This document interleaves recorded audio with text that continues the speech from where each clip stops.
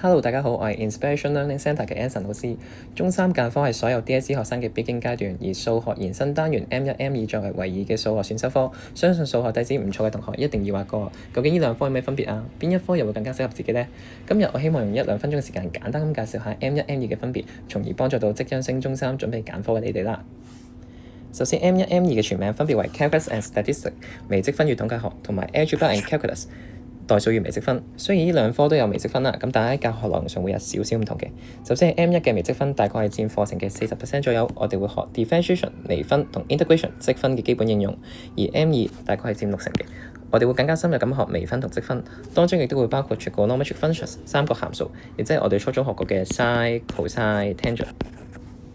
跟住落嚟係 M1 嘅 Statistics， 其實就係針對 probability 概率嘅延伸學習，例如係 probability distribution 概率分佈。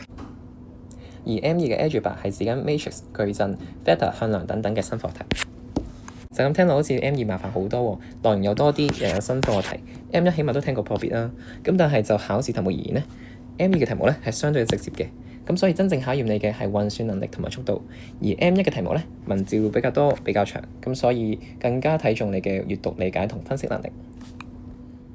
聽到呢度，可能大家都仲係一頭霧水，正常嘅，始終未真正接觸，所以我哋會趁住呢個暑假陸續推出 M1、M2 課程嘅教學影片，當中會包括課題介紹同埋講解常犯錯處。無論你係想了解課程內容嘅中三同學，定係想趁住呢個暑假做下預習嘅中四同學，又或者係學完都仲係對某啲 topic 有疑惑嘅中五六同學，希望接住嚟嘅影片可以幫助到大家啦。咁記得密切留意我哋嘅更新，我哋下條片見，拜拜。